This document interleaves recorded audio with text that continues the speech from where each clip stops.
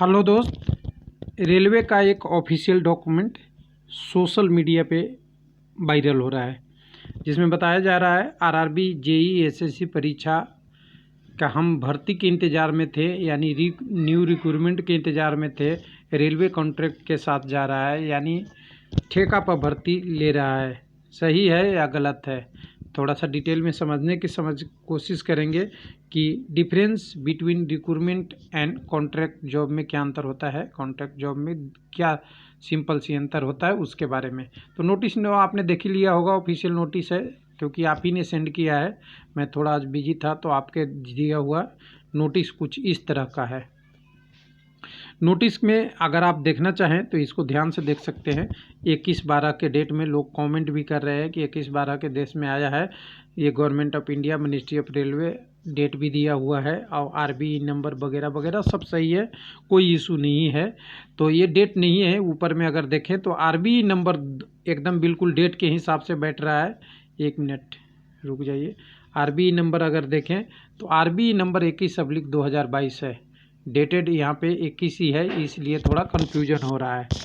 तो यहाँ पे आप समझेंगे, हर जोन रेलवे के जोनल मैनेजर को भेजा गया है, क्या गया है कि engagement of staff engaged SSC and JE on contract basis, यानी अनुबंध बेसिस पे। पिछला संदर्भ भी है, यानी ये पहले से होते आया है, इसके बारे में है। लेकिन इसको थोड़ा सा अभी वाइड रेंज में पढ़ने की आपको ज़रूरत नहीं है, थोड़ा सा इसको 2-3 छोटे छोटे पार्टों में करना है।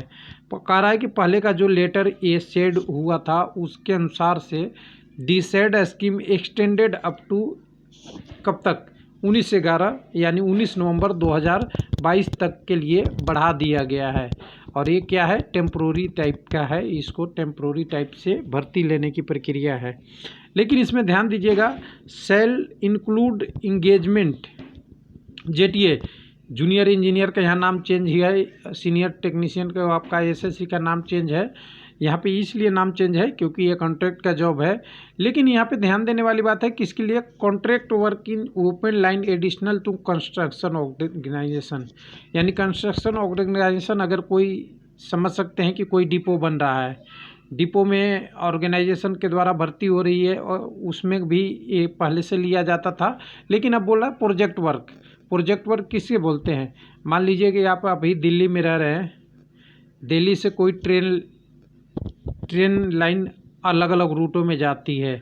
पहले ए बी सी 3 रूट थी, लेकिन अब रेलवे ने डिसाइड किया है कि एक और सी से मिला के हम बी तक एक लूप लाइन और बनाएंगे। इस लाइन को बनाने को क्रिया को क्या बोलते हैं, प्रोजेक्ट वर्क। और प्रोजेक्ट जानते ही है, एक निर्माणाधीन प्रोजेक्ट हो सकता है, वो किसी भी फील्ड का हो सकता है, तो रेलवे का यहाँ प्रोजेक्ट है। तो इसमें भर्ती अगर ले रहा है तो जनरली यहाँ पे भर्ती किसका लिया जाता है, एक्सपीरियंस पर्सन का, एक्सपीरियंस पर्सन का, क्योंकि इस उन्हें एकदम से काम करने का अनुभव हो और ये सारी चीज़ों को, जो चीज़ें हैं उसको झेल सके।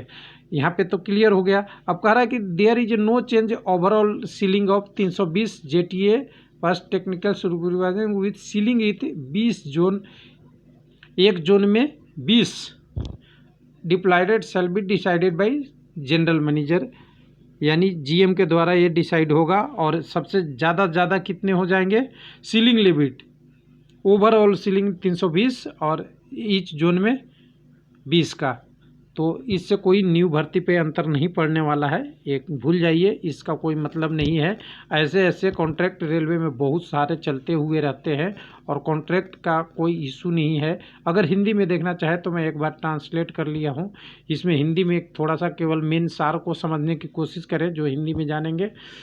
इसमें अनुबंध पे रखने के लिए क्या था, एसएससी जेई के कर्मचारियों को उप नियुक्ति के संबंध में है। उप नियुक्ति में जनरली एक्सपीरियंस पर्सन होते हैं और रिटायर भी हो सकते हैं, रेलवे में जॉब किए भी हो सकते हैं या अदर डिपार्टमेंट में भी है।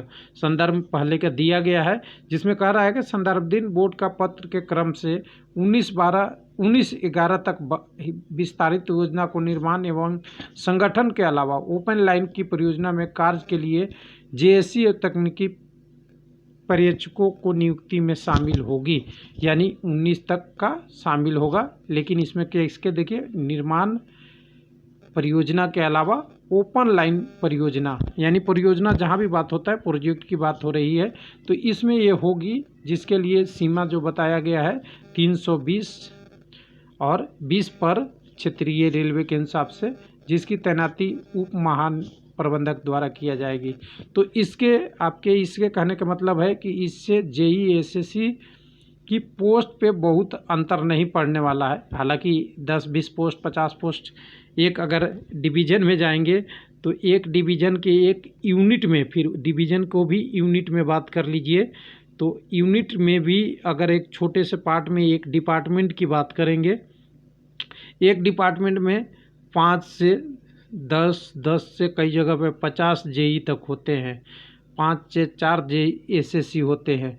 तो क्या ये 20 अगर एक जोन में डिवीज़न से ऊपर आ गया जोन, जित के अभी रेलवे के 17 जोन प्लस एक कलकत्ता मेट्रो रेलवे का भी जोन में कंसीडर होता है, और एक विजयवाड़ा वाला साइड होने वाला था, वो अभी उसको भी कंसीडर करें, तो इतने जोन है, उसमें अगर 20 मैन पावर अगर जेई एसएससी होता है एक प्रोजेक्ट वगैरह वगैरह सब संभालने के लिए, तो कोई ज़्यादा अंतर नहीं पड़ना है, क्योंकि डिवीज़न और इसमें करें तो कई सारे पोस्टों का ये बहुत 0.002% भी नहीं निकलेगा।